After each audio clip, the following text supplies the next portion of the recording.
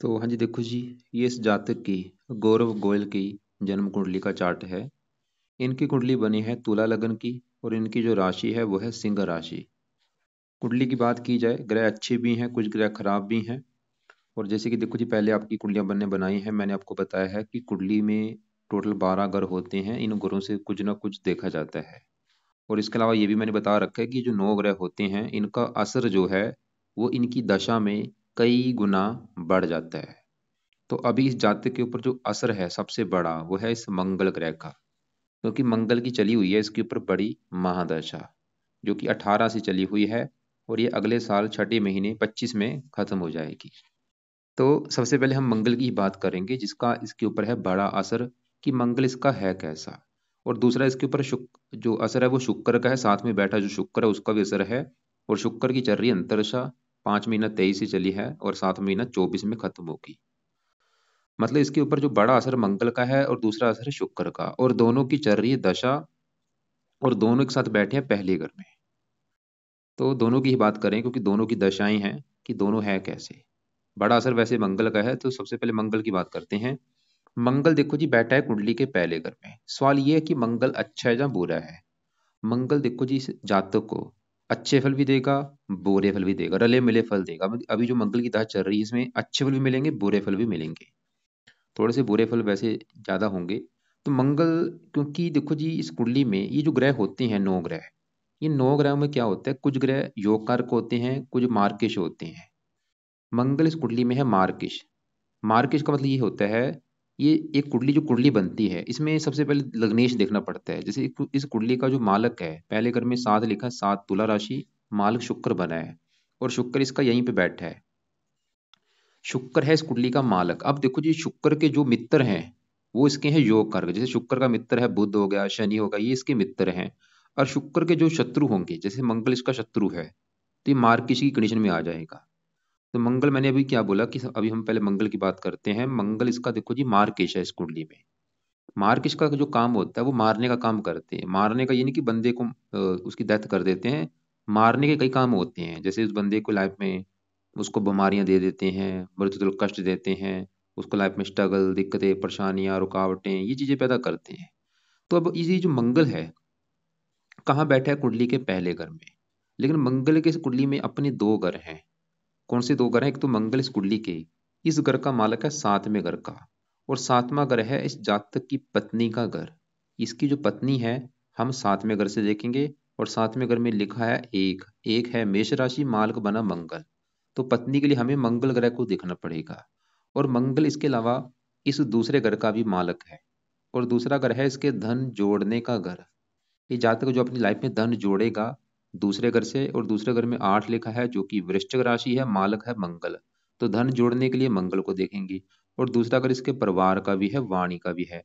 अब देखो जी, मंगल जो है वो बैठा है पहले घर में आके, शुक्र के घर में बैठा है, शुक्र के साथ ही बैठा है। और शुक्र, ये मंगल शुक्र आपस में दोनों अति दुश्मन हैं।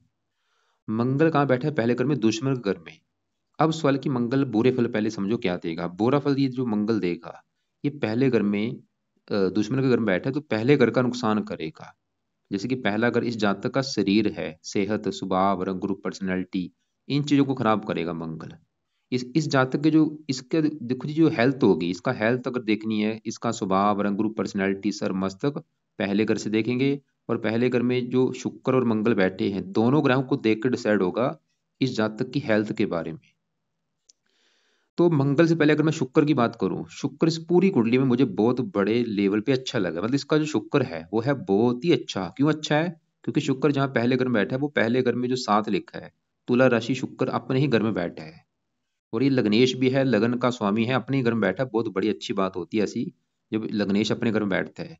तो शुक्र तो ये दिखा रहा है कि जातक का शरीर अच्छा होगा, क्योंकि पहला अगर शरीर है, हेल्थ है, हेल्थ अच्छी होगी, स्वभाव अच्छा होगा, रंग रूप अच्छा होगा, पर्सनैलिटी अच्छी होगी, जातक दिखने में सुंदर होगा, आकर्षक होगा। शुक्र के गुण इसमें पाए जाएंगे। ये जितना मर्जी उम्र इसकी बढ़ जाए, ये जवान रहेगा, जवान दिखाई देगा शुक्र की वजह से। शुक्र इसको गीत संगीत कलम रुचि पैदा कर देगा। संगीत, गीत, डांस, चित्रकार, शुक्र के जो ये गुण होते हैं इनमें इसकी रुचि होगी। मतलब शुक्र इसका अच्छा है, वो अपने घर में बैठा है पहले घर में। और मालव्य योग बना हुआ है, ये पंच महापुरुष योगों में से उत्तम योग होता है। मालव्य योग की वजह से क्या होगा, शुक्र देखो जी लग्जरी लाइफ का स्वामी है, इसको लग्जरी लाइफ का सुख देगा। अच्छा घर, अच्छी गाड़ी, भूमि, जमीन, जायदाद, सभी सुख। पत्नी का कार्य का, पत्नी का सुख अच्छा। और शुक्र इस घर का भी मालक है, आठवें घर का। आठवें घर में दो लिखा है, दो है, वृष राशि, मालक शुक्र। तो शुक्र आठवें घर का भी अच्छा कर देगा, मतलब शुक्र के इस कुंडली में दो घर है, आठवां घर और पहला घर। तो पहले घर में तो बैठा है, पहले घर को तो हमने देख लिया, अब आठवें घर का अच्छा करेगा। उम्र का है आठवां घर, उम्र इसकी लंबी कर देगा बहुत ज्यादा। मतलब शुक्र हजारों अच्छे फल देगा इसको, जातों को। लेकिन साथ में जो मंगल बैठा है, क्योंकि मंगल का है बड़ा असर, तो मंगल शुक्र के साथ बैठा है, शुक्र इसका है शत्रु, और मंगल शत्रु के घर में बैठा भी है।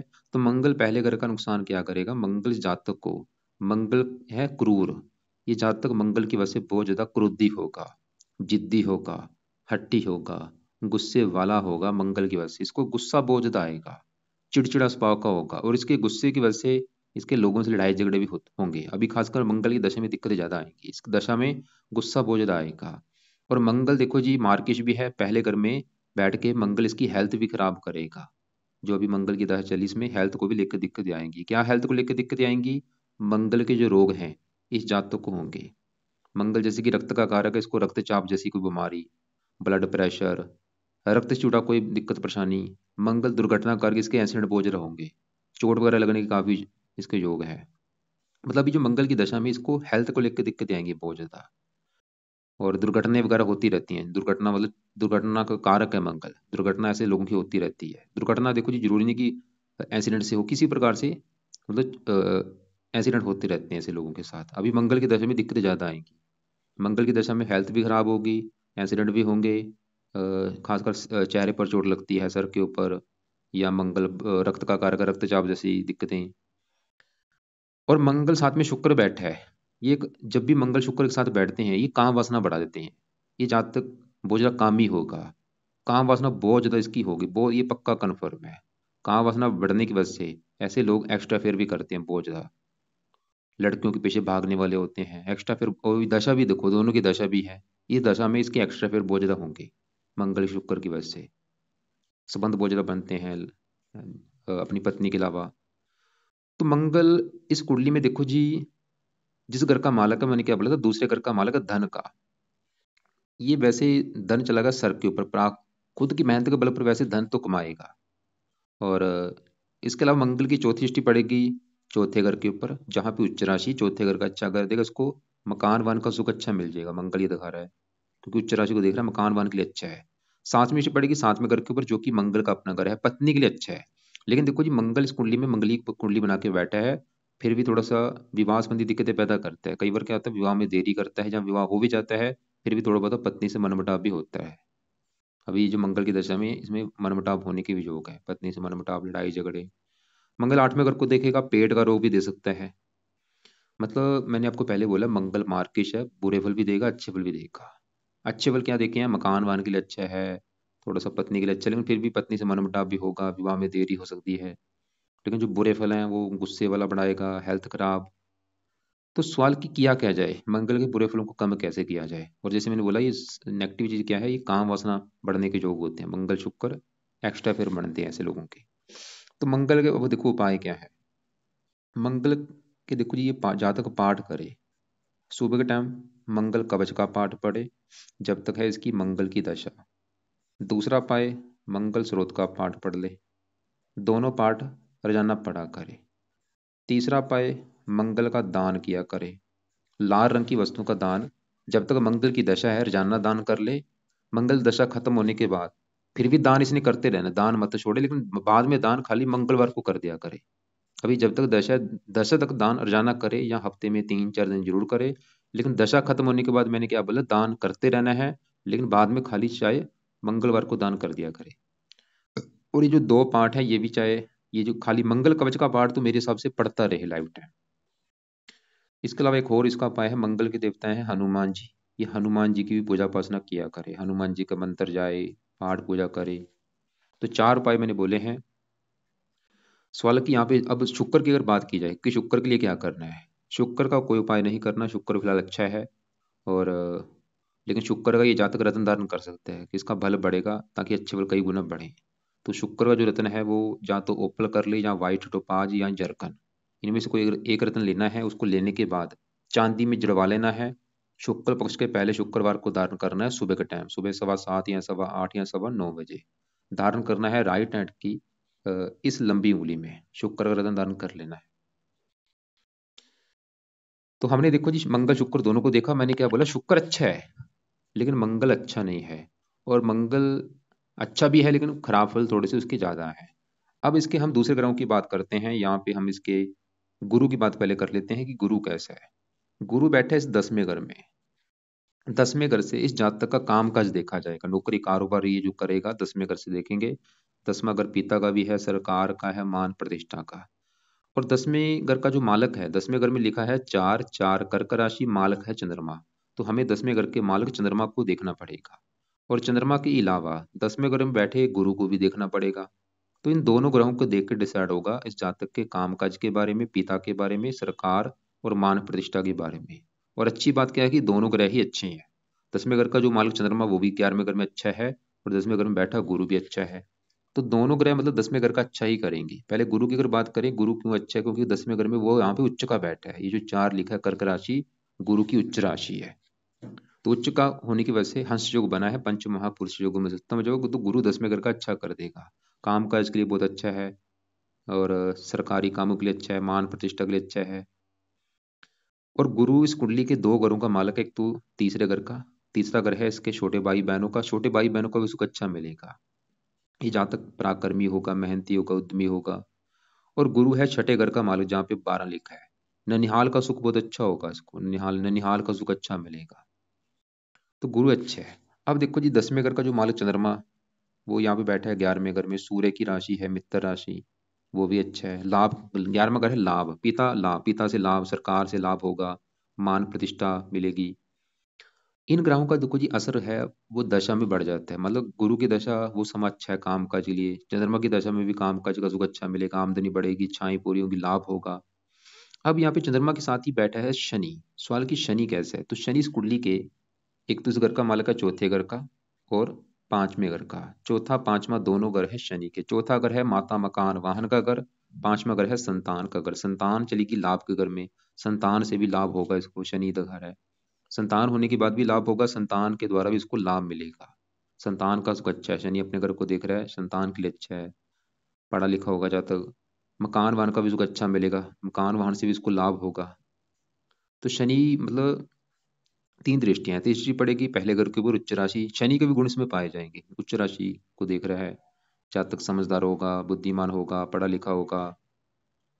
शनि भी इसका 8वें घर को देख रहा है, उम्र लंबी कर देगा 10वीं दृष्टि से। थोड़ा सा 11वें घर में शत्रु राशि है, फिर भी वैसे क्योंकि योग कारक है अच्छा ही तकरीबन, लेकिन साथ में चंद्रमा बैठा है, कुछ विष दोष भी बनता है।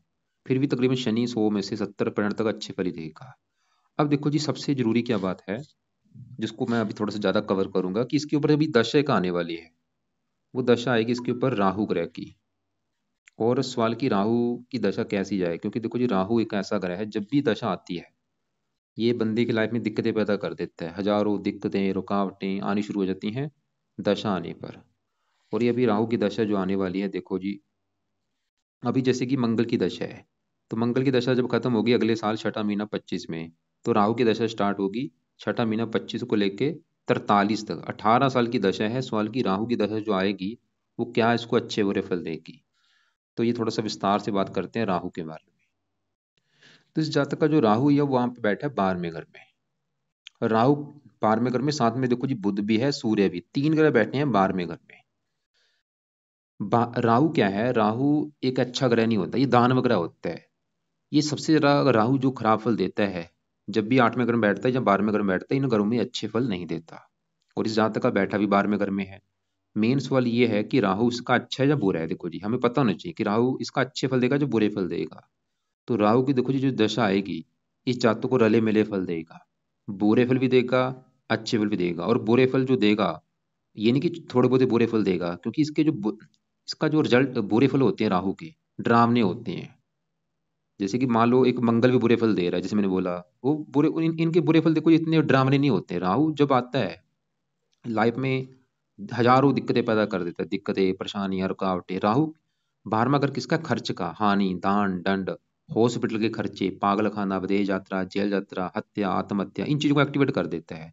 अब यहाँ पे जो राहु है, ये बैठा है सूर्य के साथ, देखो युति बनी हुई है, सूर्य राहु एक साथ बैठते हैं। सूर्य राहु आपस में अति दुश्मन है, और ये एक दोष भी बना है सूर्य राहु की वजह से, इसे हम कहते हैं सूर्य ग्रहण दोष भी कहते हैं, कुछ मात्रा में पित्तर दोष भी कहते हैं।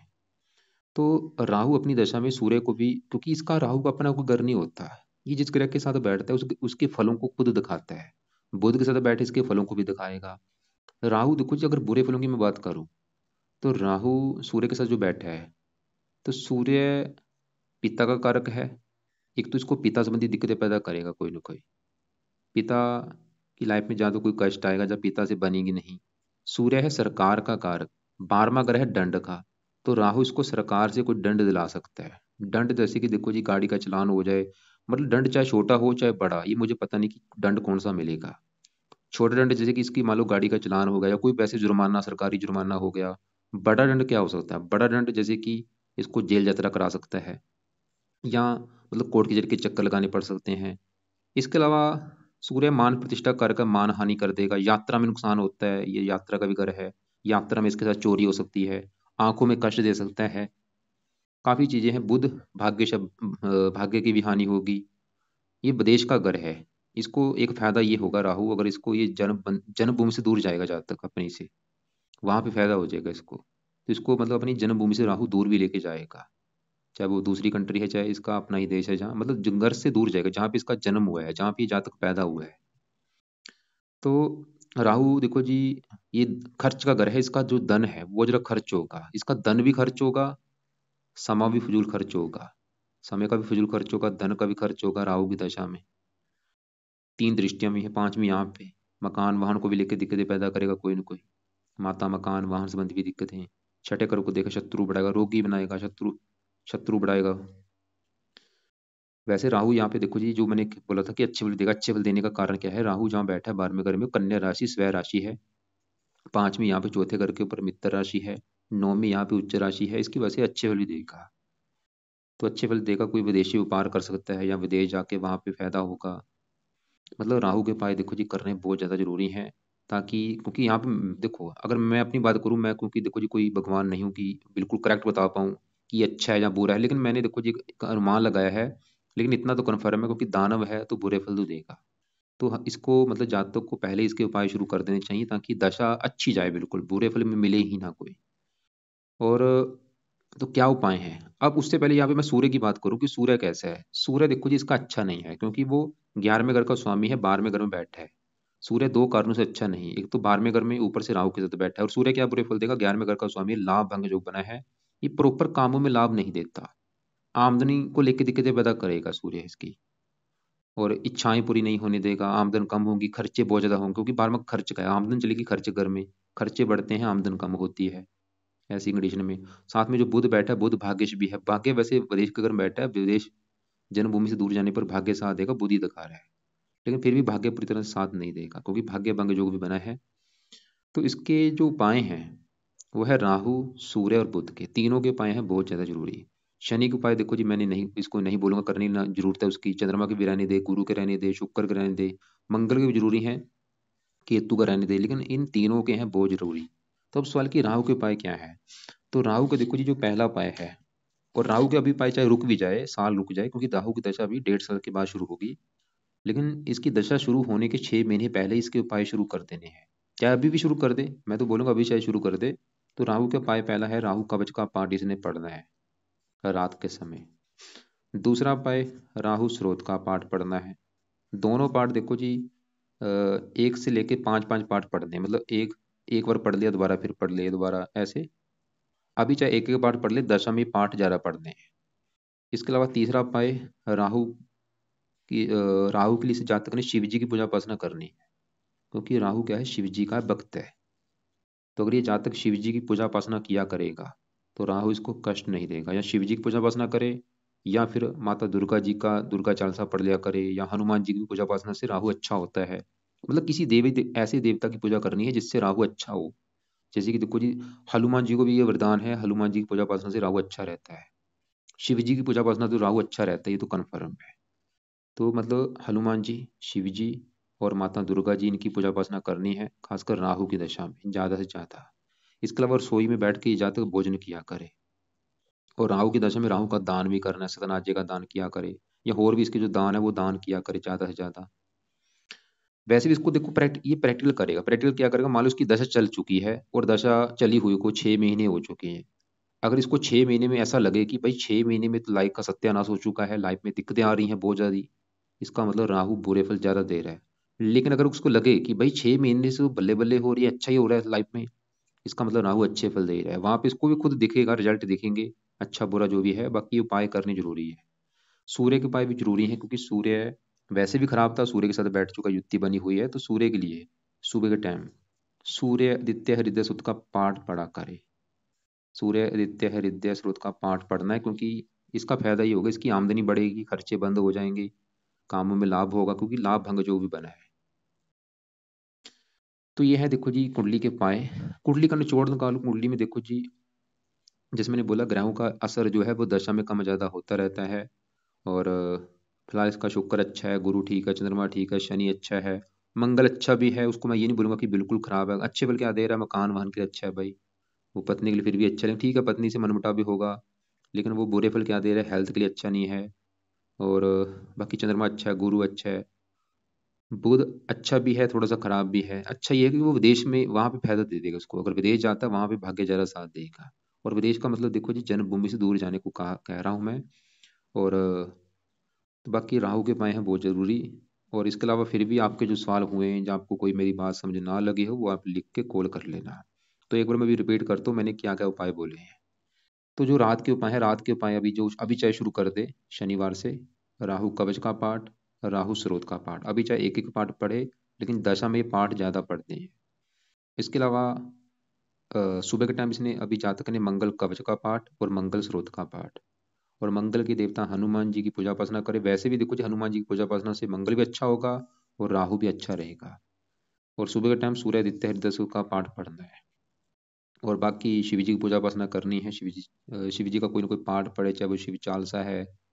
और एक इसको मैंने रत्न बोला है, शुक्र का रत्न धारण कर सकता है। इसके अलावा कोई रत्न धारण नहीं करना। बाकी देखो जी, आप एक बार फिर भी, क्योंकि मुझे आपके जैसे सवाल नहीं पता क्या आपने पूछना है, वो आप मुझे कॉल करके एक बार पूछ लेना। जो भी आपके सवाल हैं आप मुझे दोपहर 1-2 के बीच में या शाम 6-7 के बीच में कॉल करके मुझे पूछ लेना।